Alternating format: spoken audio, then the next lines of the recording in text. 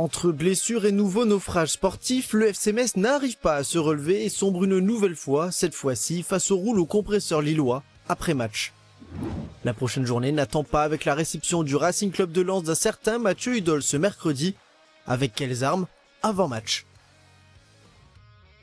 Bonsoir à toutes et à tous, bienvenue dans votre nouveau Graoli Mag. Pas vraiment d'introduction spécifique pour cette émission, les semaines se suivent et se ressemblent malheureusement pour le FC Metz. On va évidemment revenir sur ce qu'il s'est passé ce week-end, mais pas que, il y a encore des rendez-vous dès cette semaine. On va en parler avec nos chroniqueurs du jour, à commencer par Franck Signorino.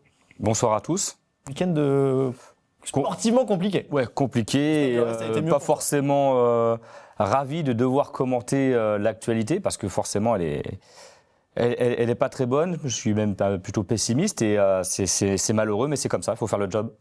En face à toi, ils sont deux et peut-être qu'ils sont peut-être un petit peu de meilleure humeur, ils ont peut-être d'autres arguments, je ne sais pas. Mathéo Philippe est avec nous. Alors moi personnellement ça va bien, mais le club un peu moins c'est sûr, mais bonsoir à tous.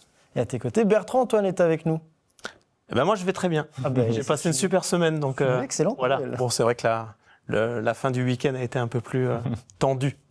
On va revenir justement sur ce qui s'est passé ce week-end. C'est l'heure de notre première partie, le journal de la Ligue 1.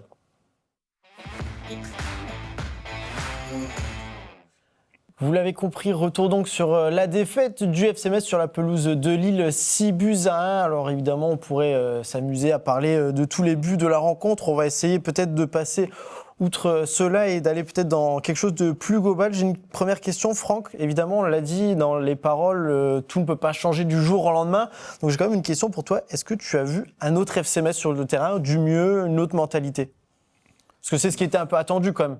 Non, moi je trouve que l'action qui symbolise un petit peu ce naufrage, tu le vois dès le départ, c'est ce premier tir d'Igaman, je crois dès la 4e minute, il reçoit le ballon dans les 25 mètres.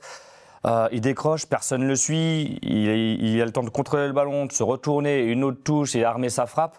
Et alors que tu vois, il y a 6 blancs, il me semble, sur l'image, et ils sont tous à plus de 3 mètres. Et tu te dis, ouais, ça commence mal, ça va être difficile. Et d'ailleurs, tous les buts pris que tu vois avec ces centres en retrait, tu vois que le premier blanc est à 4 mètres, tu peux pas jouer comme ça. Donc moi, ce match-là, tu pensais que face à Toulouse, c'était un accident. Là, ça confirme qu'il y a, comme l'a dit Gauthier Hein, justement, il y a une trop grande différence de niveau, tant sur le plan collectif, individuel. Tu vois qu'il y a des joueurs qui ont été mis sur le grill individuellement, que collectivement, tu n'as pas su répondre aux problèmes lillois, que tu es trop loin tactiquement. Donc sur ce match-là, je suis désolé, tu ne peux pas retirer quelque chose de positif. Et en termes d'état d'esprit ou de mentalité, c'est vrai que tu n'as pas vu de rébellion. Et quand je parle de rébellion, ce n'est pas des actes comme a fait Sadibou Sané là, sur le dernier match. C'est essayer de... collectivement, d'être un peu plus agressif, d'être au pressing et de montrer une attitude de révolte. Et malheureusement, tu vois que cette équipe est mentalement très touchée et que tu ne vois pas trop le ressort qu'il peut y avoir pour réagir. Alors là, il y a le match dans 3 jours face au RC Lens, avec un public qui va t'attendre. C'est peut-être là qu'il va falloir montrer du caractère pour essayer d'emmener ce public avec toi, parce qu'il est facilement retournable, hein, mais c'est très compliqué. On reviendra évidemment sur ce match dans la deuxième partie de l'émission. Avant ça, on va regarder les statistiques de cette rencontre. Une différence, oui, elle se voit évidemment dans ces chiffres. La possession, 62% contre 38% pour Lille. 23 tirs à 10, 12 tirs cadrés à 4. Mathéo, c'est vrai que voilà, ce match-là, personne ou presque ne s'attendait à voir le FC Metz gagner. Comme le dit Stéphane Lemillon, on reviendra aussi dessus sur ce qu'il dit après. Mais c'est essayer de combler au plus possible et petit à petit l'écart qu'il y a avec ce genre d'équipe. Bon, ce ne sera pas sur ce match-là parce que l'écart a été trop grand dans tous les compartiments de jeu. C'est ça, et puis chaque week-end, en fait, tu as l'impression de toucher le fond et c'est de pire en pire. C'est sûr que quand tu prends 6 buts dans un match, on a l'impression d'avoir tout vu. Il manquait plus que le carton rouge et c'était la cerise sur le gâteau. Les duels, les joueurs étaient loin, ils regardaient leur adversaire jouer. Chaque Lillois avait le temps de se retourner, faire 2-3 touches de balle avant de lâcher sa balle. Et c'est ce qui manque. On parlait justement, on voulait vraiment des duels, l'impact dans le duel. Et il a manqué ça dès le début de la rencontre. Alors, il a fallu un peu de temps avant que Lille marque, mais ensuite, ça a déroulé. Il n'y a rien eu. Metz, les petites situations où ils avaient, au lieu de tirer, ils rentrent dans le tas. Je pense à Sabali. Au lieu de tirer, ils commencent à vouloir dribbler, à rentrer dans la surface. Il y avait rien. Il y avait rien. C'est chaque week-end pareil, en pire même. Il y a une composition d'équipe qui a été donnée par Stéphane Le Mignon. On va la regarder justement, car lui est pas mal visé par ses défaites. L'entraîneur du FC Metz, Papsi au but, Kouaok, Bama, Yegbe, Tsitashvili en défense, Tambouli, Touré, Demagué, Sabali, Diallo, Abouachvili. On l'a vu, des choix forts pour l'entraîneur messin, Bertrand. Évidemment, c'est vers cet homme qu'on se tourne en premier quand il y a des problèmes sur les résultats sportifs, parce que c'est la pièce qu'on peut changer le plus rapidement. Il change des choses, il tente des choses. Fischer sur le banc, Gauthier sur le banc, le brassard pour Stambouli. Ça n'a pas plus marché que ça. Le problème est collectif, on l'a dit. Qu'est-ce qu'il pouvait faire de plus là ? Je pense qu'il y a beaucoup d'échanges aussi. Je crois qu'effectivement, Fred Arpinon a dit qu'il allait se rapprocher un peu plus de l'équipe, étant jusqu'à présent beaucoup, en tout cas, il a beaucoup œuvré sur le mercato. Donc, je pense déjà qu'il y a eu des échanges au-delà du staff, et puis après des décisions. Les décisions, elles n'ont pas forcément apporté, en tout cas les choix qui ont été faits, une solution positive, ou en tout cas un changement. La preuve en est, même à la mi-temps, le coach décide de décaler Benjamin Stambouli dans la défense et repartir sur une défense à 5. On a appris plus en deuxième mi-temps qu'en première. Ouais, c'est compliqué. Moi, je suis d'accord avec ce que vient de dire Mathéo. Et puis tout à l'heure, Franck, là, moi, ce qui m'embête, c'est l'agressivité. L'agressivité, la passivité. Et déjà, quand on sait que le niveau entre la Ligue 2 et la Ligue 1, il est déjà difficile à combler. Si on ne le comble pas à minima sur l'engagement, alors là, ça devient très, très, très compliqué. Et les scénarios de match, ils sont pas aidants aussi.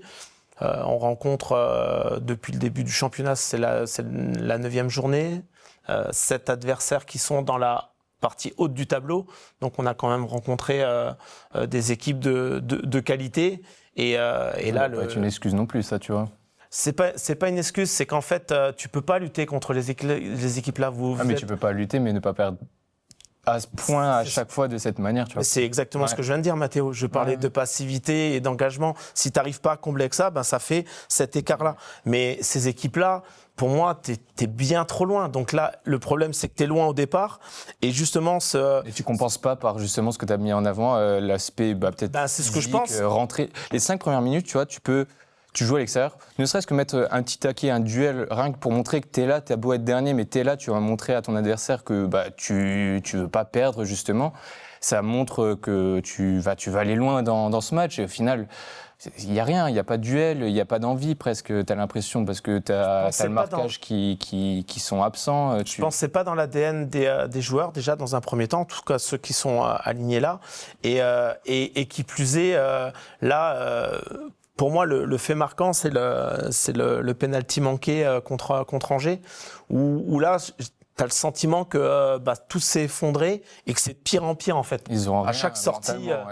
Et que c'est l'élément déclencheur de tout ce qui se passe ? Enfin, un des éléments déclencheurs, parce qu'il y a eu... t'étais pas au mieux.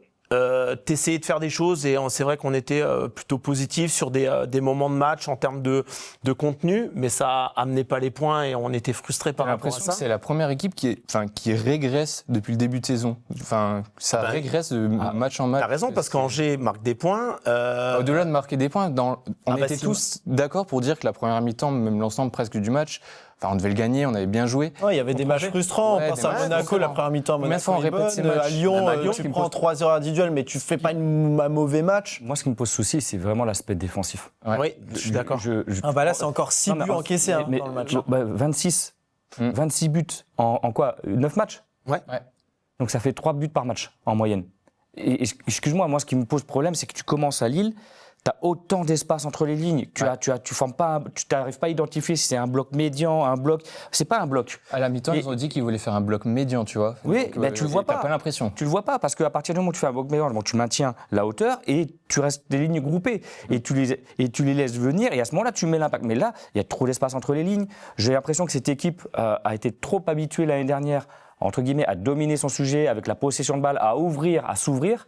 Et depuis le début, tu vois que tu prends des vagues parce que tu n'étais pas en capacité. Peut-être aussi à pouvoir faire des erreurs. Quand on l'a dit, tu ne les payes pas autant en cash en Ligue 2 qu'en Ligue 1. Quand tu fais une erreur, tu manques une passe ou... Les erreurs individuelles, j'allais dire que tu en auras forcément l'une ou l'autre à un moment donné, mais tu dois aussi pouvoir les compenser, cette erreur. Et il n'y a pas de compensation, il n'y a pas de garde-fou, il n'y a pas de... toi, ce que je veux dire, c'est qu'il n'y a pas d'anticipation non plus. Quand on voit, pareil, sur les buts encaissés à Lille, tu vois, c'est des 1 contre 1. Quand je vois Pardo qui dribble son vis-à-vis, ça arrive tous les week-ends. Et t'as personne derrière qui anticipe une prise à deux, une couverture. Tu as l'impression que si le joueur est passé, derrière il y a un boulevard. Que ce soit Djebama sur le but et la passe en retrait. Quand tu vois les joueurs qui arrivent de derrière, tu vois personne qui anticipe le retrait. Même pas le mouvement d'y aller. Si je peux me permettre, Franck, en complément de ce que tu dis, je crois que je l'avais dit dans une émission précédente, c'était au début du mois, et ça n'a pas changé, même ça empire, il n'y a aucune stabilité. Donc comment tu veux justement pour pouvoir à un moment donné avoir ces repères, l'anticipation, cette compensation dont tu parles, tu as complètement raison. Sauf qu'à chaque match ça change. Tu joues à 3, tu joues à 2, je pars de l'axe central. Même dans le match là, comme je vous l'ai dit, à un moment donné, c'est Benjamin Stambouli. Mais tu as eu Yegbe, tu as eu Stambouli, tu as eu Colin, tu as eu... c'est incroyable. Et puis Titiasvili, il a pas ça. Je parlais d'ADN tout à l'heure. C'est plutôt, et c'est le seul qui a un peu provoqué, qui a amené un petit peu des choses sur le côté. Le seul moment où il commence à partir, c'est là où il y a le centre et l'énorme loupé de Sabali ensuite. C'est le seul moment où il se dit allez, ils foncent tête baissée et au final ça a créé quelque chose. Il n'y a pas d'assises. Il n'y a pas d'assises défensives. Et là, pas de 11 titulaire habituel. Non. Pas de défense. J'ai l'impression que le coach, il cherche. Alors c'est sûr qu'il n'a pas été aidé avec un mercato long et qui fait qu'ils n'ont pas trouvé la bonne solution à gauche. Et quand ils l'ont, il a encore des fragilités parce qu'il était blessé. Là, je parle de Touré. C'est compliqué. Regardez le nombre de joueurs qui a joué à gauche, qui ont joué dans l'axe, qui ont joué en défense. Il n'y a aucune stabilité. Et autre chose aussi, là on parle des placements défensifs, etc. Mais dès que tu prends un but, ça baisse tout de suite la tête. T'as personne qui harangue les troupes. Il y a pas un. Je sais pas si t'as l'impression là quand tu les regardes se jouer, mais j'ai l'impression qu'il y a zéro communication derrière ou même au milieu. Ils se regardent, ils se disent c'était peut-être toi d'y aller, mais pas une fois. Je pense qu'on va parler. T'es en perdition, que mentalement ils sont vraiment touchés. C'est pas qu'une question de mauvais état d'esprit. Non, tu vois, c'est vraiment c'est être abattu. Et là, par contre, il va falloir retrouver les ressources. Et je dirais que c'est juste, comme tu disais, la conséquence de ce mercato qui a été, pour moi, mal géré, avec ce non-départ d'Udol qui a été compliqué, qui n'a pas été anticipé alors qu'il aurait dû l'être, ou qui n'a pas pu l'être. Après, je ne sais pas quelle raison. Cette histoire avec aussi Sabali, qui a fait... une de la presse, et forcément ça a eu de l'impact sur la cohésion d'équipe. Quand tu vois ce match à Thionville, quand tu vois ce match contre Hoffenheim, où déjà là tu vois les prémices, tu te dis c'est dommage parce que Stéphane lui dit, à l'entraînement tu ressens pas ça en fait. À l'entraînement t'as de l'engagement, t'as tout ce qu'il faut, t'as même l'impression que tout se passe bien. C'est un vestiaire de bons gars. Et qu'en fait, mais il y a un déclic à ce moment d'entrer sur la pelouse. Des fois, quand t'as des mauvais résultats, c'est que des fois t'as un vestiaire avec des clans, des fois t'as des joueurs qui n'ont pas le bon état d'esprit, pour X raisons, qui ne jouent pas, qui ne sont pas en accord avec le coach, qui sont écartés. Ce n'est pas le cas. Tu n'as pas de pomme pourrie, à proprement dit. Par contre, tu manques de leader naturel. Et tu en avais quelques-uns l'année dernière, malheureusement, qui étaient sur le terrain ou pas, qui étaient symboliques, qui tenaient un vestiaire. Malheureusement, tu en manques maintenant. Et puis, le problème, c'est que ton recrutement, encore une fois, c'était des joueurs, pour la plupart des paris, et qui devait s'adapter déjà individuellement. Quand tu vois le gardien, c'est un Danois, qui disait lui-même qu'avant, pour lui, c'était une aubaine parce qu'il faisait des études, etc. Il vient, il doit s'adapter. Un Yegbe pareil. Les deux Géorgiens, c'est exactement la même chose. Toi, en termes de communication, c'est pas eux qui vont t'apporter ce lien dans l'équipe. Ils sont là pour éventuellement t'apporter des choses que tu n'as pas. La vitesse de Tchatchvili, la provoquer, etc. Mais tout seul, sans lien, tu n'y arriveras pas. Et là, le problème que tu as par-dessus, c'est qu'aujourd'hui, ce cercle vicieux, il entraîne le négatif aussi parmi ceux qui ont cette expérience, alors plus ou moins grande. On le voit, Papsi, il y a malheureusement une boulette qui arrive dans un match, dans une saison, qui te fait prendre le deuxième but. T'as ensuite derrière Cheikh Sabali, qui l'année dernière, alors oui, c'était en Ligue 2, pas en Ligue 1 peut-être, c'était ton meilleur buteur. Les actions, on peut la revoir, le raté de Sabali, c'est un but qu'il rate pas l'année dernière. Donc il y a aussi le manque de confiance de tes joueurs qui sont censés être tes tauliers, même entre guillemets, de l'équipe.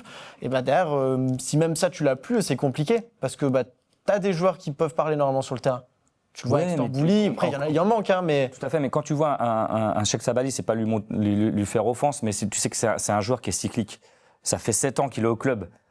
Tu sais qu'il a eu des périodes de moins bien où il est au fond du trou, des périodes d'euphorie comme l'année dernière. En tout début, il marque 8 buts d'affilée, il finit à 15. 6 ou 7 journées, voilà. Tu sais que c'est un joueur qui mentalement peut être très très haut, mais le match d'après, s'il loupe, il est très très bas. Manque de bol, il a très mal préparé son championnat avec cette grève, avec c'est peut-être...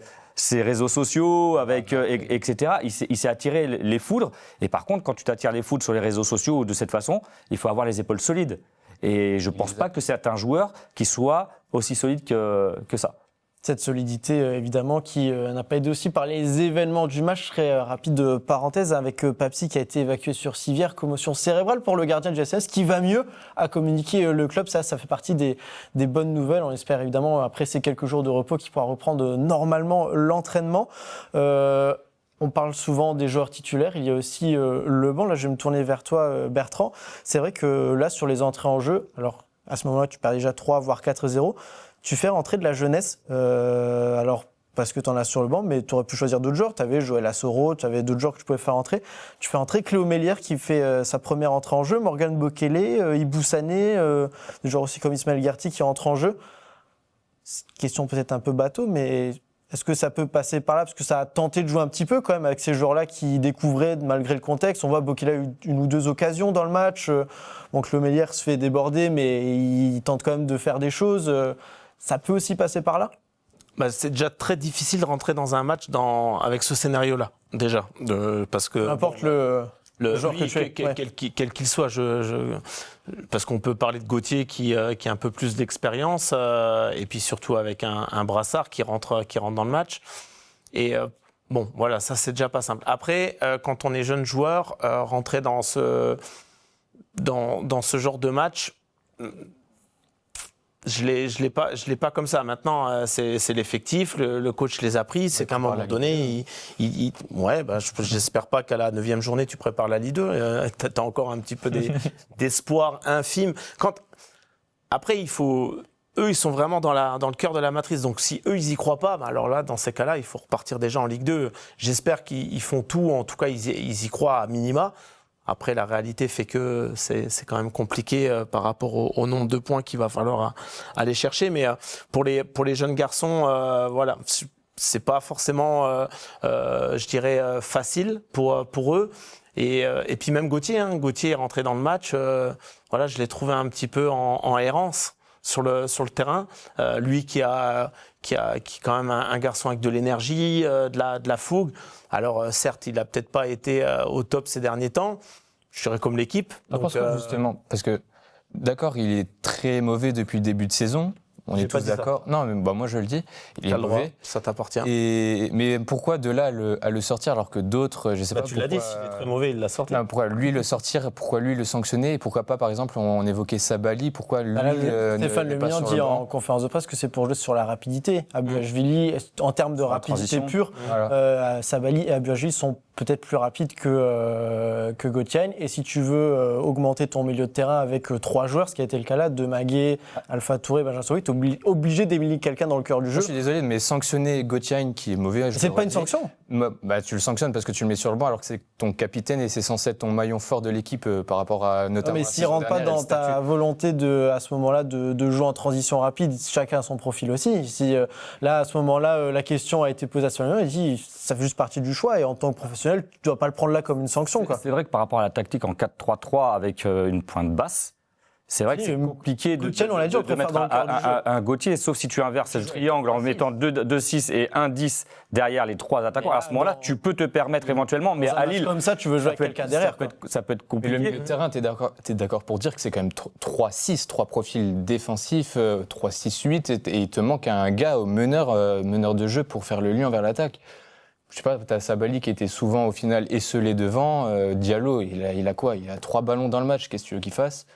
Ça manque d'un. Après, là, tu as moins joué derrière. C'est aussi un des reproches qui a été fait. Que Frédéric m'a dit, je veux revenir à des basiques. Là, tu étais moins joué derrière. Je sais que c'est notre truc, ça, de t'en parler, de jouer à 3 derrière pour les dégagements. Là, c'est souvent des dégagements qui partaient loin devant. Parce que tu avais pas Psy aussi. Moi, ce que je veux revenir aussi sur ce que tu disais, Bertrand, par rapport aux jeunes. Alors, c'est clair que c'est pas un cadeau de rentrer dans ce genre de match.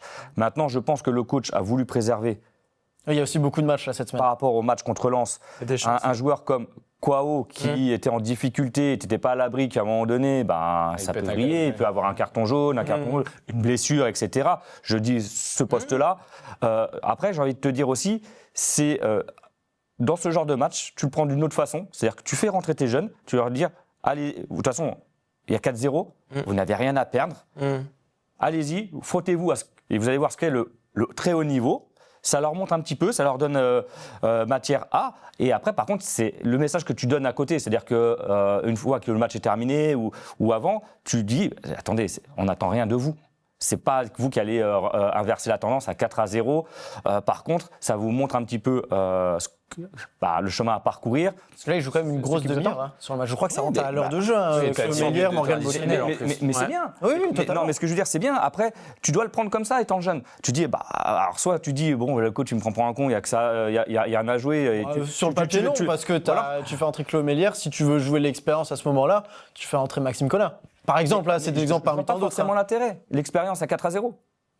Oui, non, mais c'est pour revenir sur ce que tu disais. Et par contre, tu fais rentrer ce type de joueur-là parce que, écoute, peut-être qu'il travaille bien à l'entraînement, comme il l'a dit. Tu lui refais goûter un petit peu le haut niveau, tout en sachant que t'as rien à attendre en termes de résultats.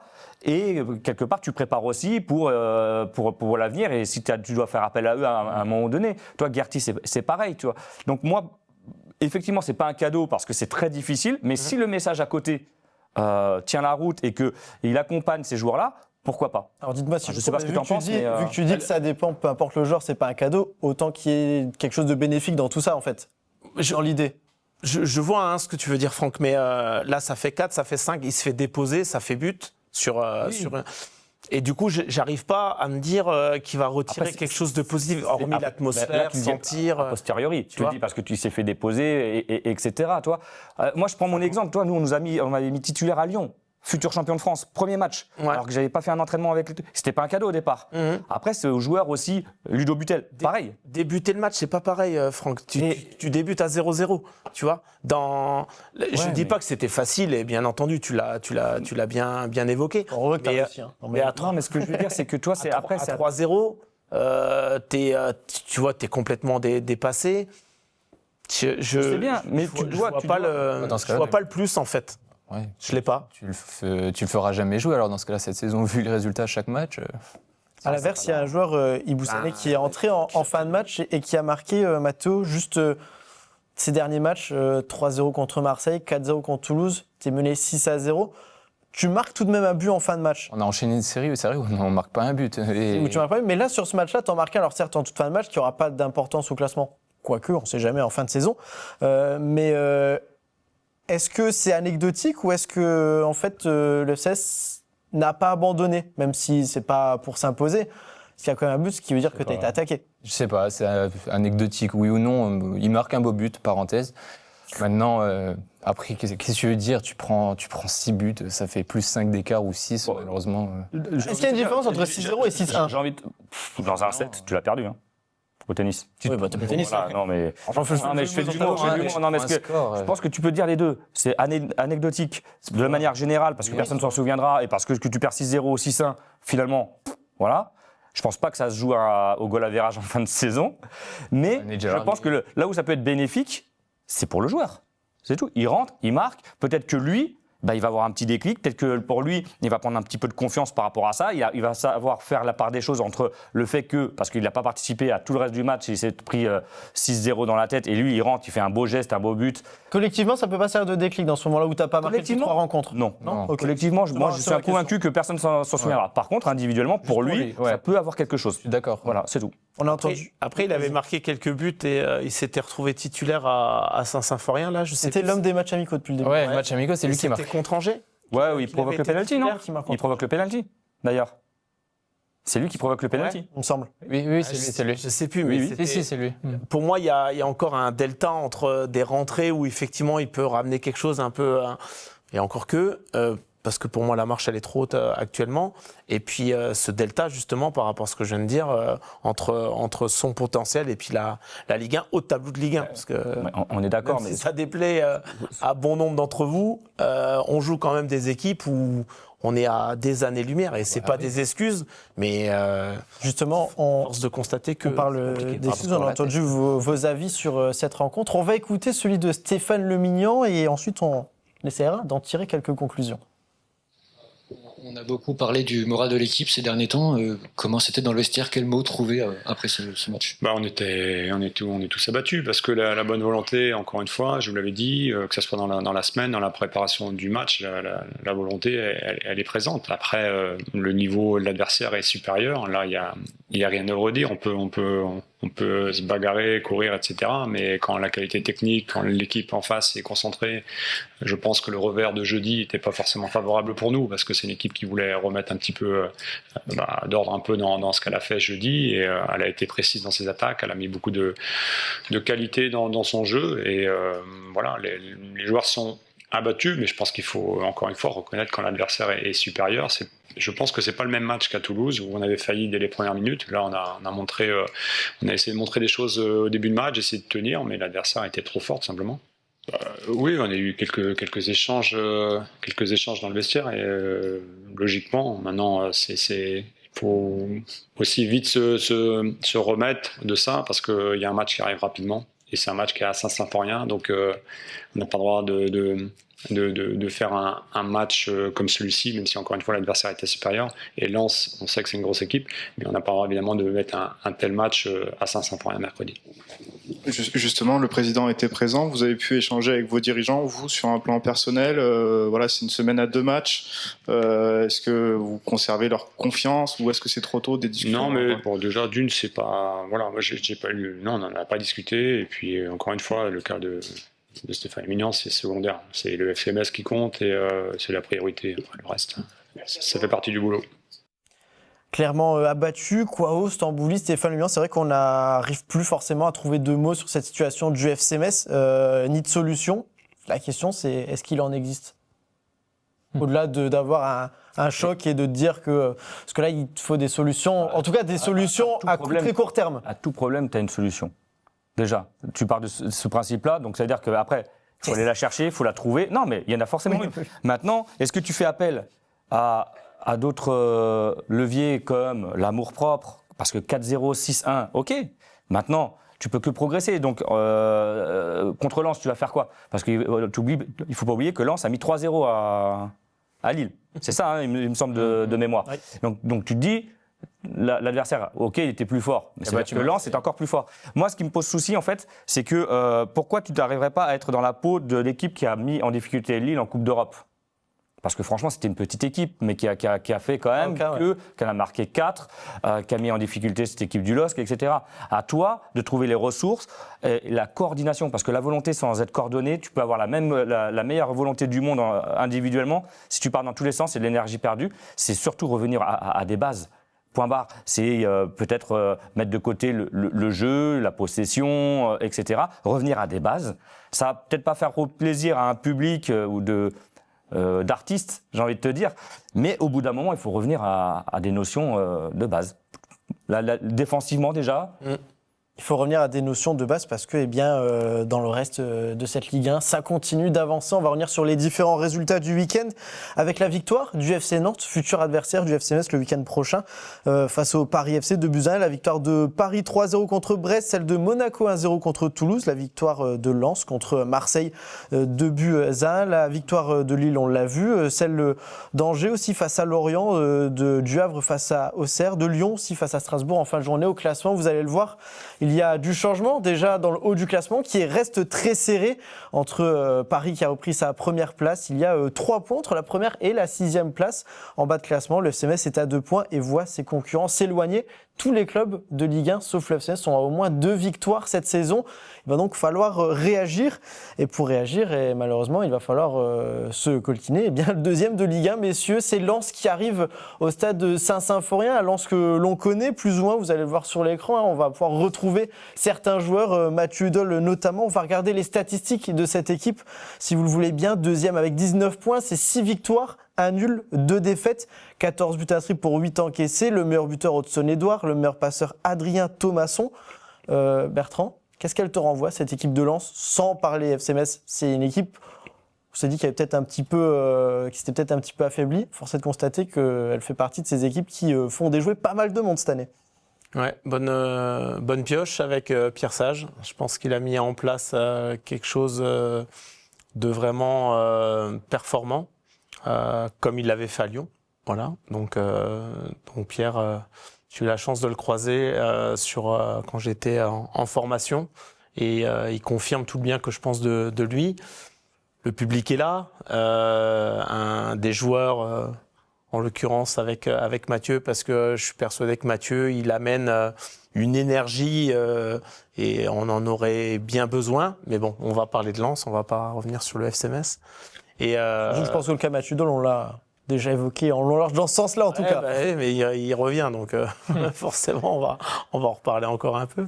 Et effectivement, moi je crains parce que déjà le match de préparation, même si c'était joué sur un score de 2-1, je crois de mémoire, sur le terrain et dans le contenu, il y avait déjà un écart. Et au vu de leur première partie, c'est en tout cas le premier quart de saison, et ce que font nos Messins, ouais, j'ai l'impression que là, c'est même plus un écart, il y a un fossé en fait. L'eau mouille. Hein. Voilà, donc là, ça, moi je suis inquiet forcément quand je vois le RC Lens arriver à Saint-Symphorien. Qui s'est imposé d'ailleurs ce week-end face à Marseille. On l'a dit. Alors Pierre Sage, c'est vrai qu'on se rappelle un petit peu, il avait été poussé vers la sortie à Lyon, malgré son bon début de saison, avant d'être remplacé par Paulo Fonseca. C'est l'entraîneur parfait pour une équipe comme Lille qui partage quand même pas mal de valeurs, qui débute sa carrière d'entraîneur principal, en tout cas en Ligue 1. Il y a eu ce passage à Lyon, mais ça fait pas très longtemps qu'il est là. Ouais, mais après, je pense qu'il avait fait ses preuves en tant que technicien à Lyon, parce qu'il avait su redresser une barre, il avait été franchement, il avait acquis le vestiaire à sa cause, et je dirais que pour revenir à... Justement, revenir à ce que je disais, ces principes de base du football, c'est ce qu'il avait fait à Lyon, qui était à ce moment-là dans un des pires débuts de saison de sa carrière, qui a fini européen. Ce qui est intéressant avec Lens, c'est qu'il s'appuie sur une vraie stabilité. Une vraie stabilité avec un noyau dur pour y aller régulièrement. Et je connais bien le vestiaire, les Jonathan Grady, les Adrien Thomasson, les Sotoka, les Wesley Saïd, ils y sont depuis 5 ans, 6 ans. C'est des cadres, des vrais cadres de vestiaire avec le vrai ADN du club. Ils ont réussi quand ils sont venus, certains pour la Ligue 2, à le remonter, à construire quelque chose. Et à chaque fois, les recrues qui arrivent, ils arrivent à les ramener à eux. Et Mathieu, quelque part, en venant d'un club comme Metz, qui n'est pas si loin de Lens dans l'ADN, a su très bien s'adapter et fait partie maintenant de ce noyau dur. On peut en parler de Mathieu Hudol, qui a eu une statistique assez folle, je crois, après la 7e journée. Un des joueurs qui a fait le meilleur interception dans le top 5, avec un joueur de Chelsea qui aujourd'hui, on peut parler de choix payant pour Mathieu Hudol. Et associé à Malang Sarr, qui aussi explose cette saison. Donc c'est vrai qu'ils ont un noyau très dur, avec des recrues. Force est de constater que le recrutement est bon également. Donc, même s'ils ont perdu beaucoup de joueurs qu'ils ont dû vendre, etc. Mais Pierre Sage, même des joueurs qui étaient censés partir, je crois comme l'attaquant qui devait partir et qui oui, voilà, Guilavogui. Voilà, Merci. Guilavogui, Bien joué. pardon, qui devait partir, qui finalement était entre guillemets indésirable et sur lequel on attendait une plus-value, et finalement resté dès son entrée en jeu, marque des buts et arrive à se mettre au service du projet. Et là, c'est vrai que ça peut être compliqué parce que vous avez affaire à une équipe qui a perdu 2 matchs, dont un contre Lyon, et j'ai vu le match, ils ne doivent jamais le perdre. Donc c'est vrai que c'est une équipe de très haut niveau. On va parler de Mathieu Doll, non pas de ce qui s'est passé cet été, mais depuis cet été, on voit hein, qu'à Lens, tout va bien, ou presque, je pense. On pourrait même dire que tout va bien. Est-ce qu'il peut aller encore plus haut, selon toi, Mathéo ? C'est vrai qu'on attendait de jauger un petit peu Mathieu Doll ailleurs. C'était sa première expérience outre le FC Metz. Alors, les plus amoureux de Mathieu Doll et du FC Metz le voient en équipe de France, mais c'est vrai qu'on voit que déjà, le pas au-dessus, avant d'être dans un club européen, là où on aurait peut-être voulu le voir, ça marche très bien. Bah, ce qui est bien, c'est que déjà, on l'a dit, on va se répéter un peu, mais il s'intègre très bien dans cet effectif. Il a commencé les 2-3 premiers matchs en tant que défenseur central gauche dans une défense à 3. Et là, après, il a enchaîné à son poste de piston gauche qui lui va bien, il aime bien apporter justement sur son côté, faire les allers-retours comme il pouvait faire chez nous. Et est-ce que c'est son plafond ? On ne sait pas justement maintenant. On le voit enfin dans un club qui gagne des matchs donc, et en Ligue 1. Là, pour l'instant, il tient son rang. Si Lens finit européen, ça va être cool pour lui parce que justement, il recherchait un club qui sera européen, comme ça lui permettra d'avoir cette expérience en Europe et on pourra voir ce qui vaudra dans ce genre de compétition. Mais en tout cas, là, le début de saison, c'est clair, il est réussi pour Udel. C'est vrai que on parle d'Europe pour le moment pour Lens, hein, qui est deuxième, mais c'est pas forcément, dans la communication en tout cas, la priorité pour cette équipe de Lens. On va écouter Pierre Sage qui a été justement interrogé, l'entraîneur de Lens, sur la dynamique de son équipe avant de se déplacer à Metz. On l'écoute. Effectivement, il y a de la consistance dans ce qu'on a fait. Maintenant, la vérité se situe dans le match suivant. Le match suivant, il a lieu à Metz. On a la nécessité de confirmer ce qu'on a bien fait ce soir et donc de l'emporter, de manière à vivre ensuite un match ici contre Lorient avec cette même nécessité. Et vu que l'appétit vient en mangeant, on est prêt et on est surtout dans l'ambition d'enchaîner les victoires et continuer notre petit bonhomme de chemin. C'est évident qu'on attendra les 35 points pour être vraiment serein et commencer à réfléchir sérieusement à l'Europe. Mais dans tous les cas, tout ce qui est pris n'est plus à prendre. Et tant que les journées avancent et qu'on marque des points, tout va bien. Bertrand, je te devance, oui, on aimerait que ce discours soit le même ailleurs. Ce n'est pas le cas, mais force est de constater que cette équipe de Lens peut viser très loin et que ça n'arrange pas le calendrier du FC Metz. On l'avait dit en regardant cette série de 3 matchs, enchaîner Lille, qui a été quand même sur une bonne dynamique malgré la défaite en Goudan, puis Lens maintenant, c'est pas un cadeau pour retrouver de la confiance. Mais peut-être. Ou pas. Non, mais là, je suis vraiment très pessimiste, en fait. Oui, c'est que ça soit n'importe qui. Je pense que c'est pas simple pour le FC Metz, au vu de la situation. Mais alors, quand on reçoit le RC Lens... T'enchaînes des équipes qui sont très bien et très confiantes, très, très bien en place. À Marseille, c'était pareil avec leur mois de fou. Lille, on enlève la Coupe d'Europe. Mais la Lens aussi. Dynamique. Et puis le discours de Pierre Sage, très prudent, très, très humble.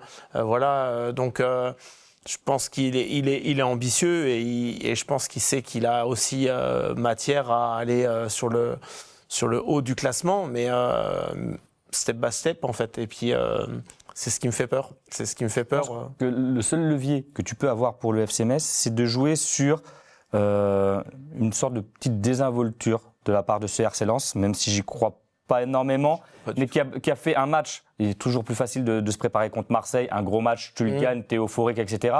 Et tu vas derrière, dans la lanterne rouge. Est-ce qu'il y aura une sorte de décompression, notamment une période de latence au début du match Mais vu le discours du coach, je pense qu'il va appuyer là-dessus pour dire attendez, c'est pas parce qu'on a gagné Marseille que là, c'est maintenant que le plus dur commence, c'est à Metz. C'est d'ailleurs là où j'attends Metz. Est-ce que Metz ne doit pas justement montrer, entrer dedans direct, quand je te disais l'ego, lever la tête, faire honneur, etc., et aller avec des trucs basiques comme l'impact, l'agressivité et aller les chercher, parce que peut-être qu'ils ne s'attendent pas forcément à ça, ils s'attendent à une équipe qui en vient d'en prendre 10 en 2 matchs, pourquoi pas? Mais je vois pas le FC Metz en fait. C'est ce que je te disais. Je trouve que c'est pas dans leur de trouver ça.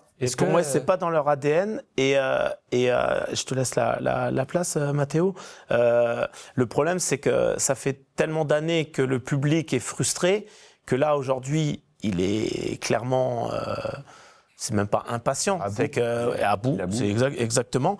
Et ça, je pense que ça peut être encore plus crispant pour les joueurs parce que le climat à Saint-Symphorien. Je le sens tendu, mais je le sens tendu dès l'avant-match, en fait. Tu vois. Je leur dis, de toute façon, les gars, vous venez d'en prendre 10. Est-ce que tu remets les mêmes? De toute façon, pas trop. Je pense qu'il y a pas. Franchement, quand tu es là-dedans, tu dois faire des choix. Tu les fais. C'est même pas une question de choix tactique, technique. C'est une question. Les gars que tu vois, qui sont après, qui ont peut-être la tête un peu levée là au lendemain de ces défaites. J'ai envie de te dire, tu auras le public contre toi, tu as les journalistes contre toi, tu as tout le monde contre toi. Donc, on fait quoi? Soit tu y vas et on parle pas de peut-être tactiquement on joue haut, on joue bas. Non. C'est cohérent et basta. Le discours pour moi il doit être simple. Est-ce que tu te comptes avec les mêmes? Les armes, qu'est-ce qu'ils ont fait? De toute façon, tu ne peux pas aller en chercher d'autres là. Tu regardes Benjamin Stambouli à la fin sur ce qu'il dit, quand il dit qu'il a bien sûr, il chauffe. Voilà, il le dit gentiment, mais tu vois bien qu'il y a des choses là qui sont. Ouais. Qui sont palpables et qui sont vraiment pas rassurants parce qu'effectivement tu peux avoir des lacunes dans de nombreux domaines si t'as pas ça, à savoir la base en termes d'engagement, de volonté à se dépasser. Je pense pas qu'effectivement, je te rejoins Franck, tu le disais tout à l'heure, je pense pas que ça soit un mauvais état d'esprit ou pas l'envie de mouiller le maillot. Et puis je pense pas que c'est ça. Alors, peut-être que je me trompe. M'inquiète d'autant plus. Que je me trompe, mais l'engagement, c'est pas quelque chose que tu apprends en fait, c'est quelque chose que c'est pas comme tactiquement, je veux dire. Tactiquement, tu apprends à faire des choses, t'en as qui sont plus ou moins bons. L'engagement, tout le monde peut l'avoir sur le papier. Donc est-ce que justement, c'est pas le levier que tu peux actionner? Pour moi, c'est des traits de personnalité. Et les traits de personnalité, j'ai vu dans mon parcours très peu de joueurs de changer. Hormis des événements graves dans leur vie, et je leur souhaite pas. J'ai vu des joueurs vivre des moments difficiles d'un point de vue personnel et ça les a transformés. Je pense que la personnalité, c'est pas simple, mais il y a toutes des choses que tu dois mettre en place au quotidien. Et je suis pas dans le vestiaire et je suis pas dans le club. Ça, c'est leur travail, c'est pas le mien. Et là, pour l'instant, aujourd'hui, c'est pas bon. C'est pas suffisant. Mais justement, c'est pour ça que je posais la question, est-ce que tu mets les 11 mêmes, sachant qu'ils viennent de vide? Moi, ok, ils vont pas se racheter, mais tu leur donnes une possibilité, comment dire, pas de se relancer non plus, mais voilà, tu sais que tu as fait on revient sur le système de stabilité aussi derrière. Et voilà, c'est vers là que je voulais aller. Ou non. C'est vers là que je voulais aller, c'est qu'on n'a toujours pas eu le même 11 deux fois. Et tu l'auras encore pas parce que tu n'as pas le même gardien. Mais si au pire, bon, à ce moment-là. Non, mais c'est pour dire, c'est pas la même. Mais au moins, tu auras Fischer qui normalement est titulaire. Ballo-Touré sera toujours forfait, Michel Mboula aussi. Moi, ça me va pas de voir Tita Julie, par exemple, arrière gauche.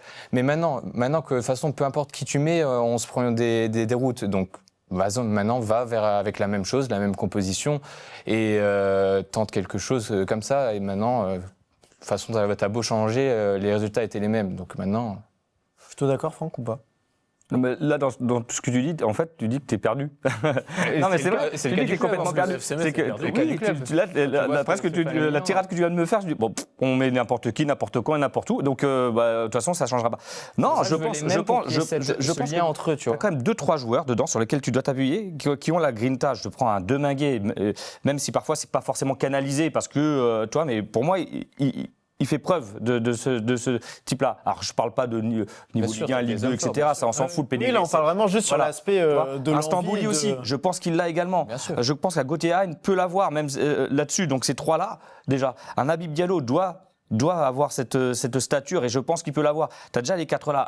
Un Gébamin, même si c'est une force tranquille, là également. Donc, tu as déjà ces cinq-là. Et autour de ça, ouais, tu dois un Kwao là. Ouais, je pense. Un Kwao là. Donc, je pense que tu en as 5-6. C'est là-dessus que tu dois bosser, et après, les responsabiliser et faire plus encore en termes d'engagement, insuffler cette énergie. Et je pense qu'à un moment donné, tu as besoin peut-être, c'est un peu basique, mais de dire un conseil des sages avec ces joueurs-là et construire autour d'eux, pour moi. Et après, le reste, oui, tu peux mettre un jeune, tu peux mettre un Cléo Meyer, pas Cléo Meyer parce que c'est Kwao que je viens de dire auparavant, mais Morgan, tu peux mettre... par exemple, Morgan Bokele ou... Voilà, c'est ça. Et je pense que ces jeunes joueurs qui ne sont pas en capacité de réagir de façon individuelle parce que ils n'ont pas cette maturité, ils n'ont pas ce recul. Par contre, avec ces joueurs-là à côté qui les emmènent avec, oui, je pense. Faire jouer des jeunes, c'est pas un tabou, hein, ça, on l'a vu. Hein, on a des joueurs. Là, c'est pas une question de qualité. Alpha Touré qui enchaîne les matchs n'est pas beaucoup plus âgé non plus, donc c'est vrai que tu peux potentiellement t'appuyer sur ce joueur-là. Tout à fait. Ça marche parce qu'Angers, Peter, il a 18 ans. Et il marque. Hein. Ah bah là. Donc, effectivement, il n'y a pas de raison que ça ne marche pas. Donc, sauf que là, en fait, le match, je le sens vraiment très profond. Et moi, j'ai vraiment pas de... Je suis pas optimiste comme j'ai pu l'être. Et je suis plutôt d'une nature optimiste. Je me revois ici, l'année dernière, à tenir ce... Ça joue l'Europe en fin de saison. J'abuse un peu. Je ne l'ai pas dit. Et en tout cas, j'ai pas dit que j'étais optimiste. J'ai dit que je cherche des solutions et j'essaye de. Je suis complètement d'accord avec toi, Franck. Tu as raison. Après, de toute façon, là, tu disais le classement. Tu as 2 points. Le premier, je crois que c'est 7, celui qui est devant. 7 points, 8 points, 9 points. Tu as 5 points de retard sur le premier non relégable. Tu ne cherches pas, entre guillemets, à ne pas être relégable. Et tu ne cherches pas à dire si je pouvais être barragé. Non. Là, c'est arrêter l'hémorragie. C'est redevenir une équipe, redevenir un visage du FC Metz dans lequel on se reconnaît. Donc c'est juste ça en fait. C'est faire honneur au maillot, honneur une attitude sur le terrain, face à l'adversité, tu es dans le trou. Là, tu cherches plus de points. Je veux dire, tu sais très bien que tu en es très loin. Et une fois que tu iras un peu mieux dans le contenu, dans les attitudes, dans l'agressivité, etc., à ce moment-là, tu pourras dire, bon, maintenant, l'objectif, c'est ça. Quand tu vas te rassurer, si tu te rassures défensivement, le reste, faire un match... parce que pour l'instant, tu n'as pas de match référence, même dans le contenu, à défaut d'avoir de périodes. C'est des périodes. Angers, c'est la première période. À Monaco. Mais Monaco. Ça fait partie peut-être du soupçon d'optimisme, mais encore une fois, certes, Monaco était pas... Non, mais je veux dire... Pragmatisme. Mais ce que je veux dire, c'est qu'à Monaco, tu as été capable.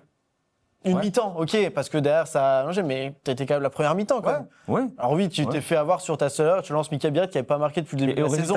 Et tu les mets à mal. Ce qui me pose problème, c'est que même à Lyon, tu disais, franchement, on n'a pas été ridicule dans le contenu. Tu en as pris 3, tu as pris 3-0. À Monaco, on aurait dû faire. T'en prends 5. Tu peux pas en prendre 5. Ah oui, on est d'accord. Non. Alors oui, tu as des brides de match, machin, parce que à un moment donné, Monaco s'ouvre, Lyon s'ouvre, et parce que, pareil, à un moment donné, à Lille, tu as réussi à avoir 3 occasions, dont 2 immanquables. Mais c'est parce que avant, tu en apprécies, c'est que Lille, de toute façon, ils se disent, même si on en prend 1, on va en mettre 5. Donc voilà, c'est ça aussi, c'est parce que c'est l'adversaire qui te donne les opportunités. Donc je suis désolé, quand tu me dis Monaco, mais tu en as pris 5. Et tu dois pas en prendre 5. C'est tout. Oui, d'accord. À la recherche du premier clean sheet. T'en as déjà eu un contre le Havre. Je fais 0-0. Ah oui, bah oui. Et derrière, tu fais ce que tu... Et j'ai envie de te dire, c'était peut-être dégueulasse, mais t'as pris un point. C'est con. Je reviens sur un truc comme ça. Là, rapidement, il nous reste plus longtemps. On parlait de solutions, peut-être faire intervenir quelqu'un d'extérieur. Justement sur l'aspect mental. C'est quoi Franck demain Non, mais honnêtement, je sais pas si tu étais, non, t'étais parti, mais ils avaient fait intervenir Joël Trimberne, je crois. Je peux te dire que, alors je sais pas si c'était une corrélation, mais ça doit jouer à un moment donné. En tout cas, il faut trouver des solutions. Non, mais par contre, ils avaient fait intervenir Yannick Noah et. Alors, Joël, je l'ai rencontré, il est venu un petit peu à Metz. Je trouvais qu'il y avait il y en a d'intéressant. Et il faut pas se fermer en fait. Et le problème, quand t'es pas bien, t'as tendance à te refermer sur toi. Peut-être s'ouvrir et peut-être réfléchir à des choses extérieures. Je sais pas. Essayer quelque chose. Je suis pas dans le club, donc ça. Pour avant d'essayer, il y aura un match dès ce mercredi, toute la Ligue 1 qui jouera à peu près en même temps. On va le voir sur le programme avec des matchs déjà à 19h. Le Havre-Brest, Lorient, Paris Saint-Germain, Metz-Lens et Nice-Lille. Puis rendez-vous à 21h05 avec Marseille-Angers, Nantes-Monaco, Paris FC, Lyon, Strasbourg, Auxerre et Toulouse-Rennes. On va évidemment rester au chevet de ce FC Metz. Il y aura des conférences de presse d'ici là, avant cette rencontre face à Lens. Un enchaînement match avec Nantes le week-end prochain. On reviendra évidemment dessus lors de la prochaine émission. Jeudi, ce sera pas forcément du débat, débrief et avant-match. On va changer un petit peu nos habitudes. On va s'acclimater à cette Ligue 1. Merci messieurs de m'avoir accompagné. On espère débriefer rapidement des buts et des victoires pour le FC Metz. Pour cela, peut-être réponse dès ce mercredi soir. À très vite sur Moselle TV.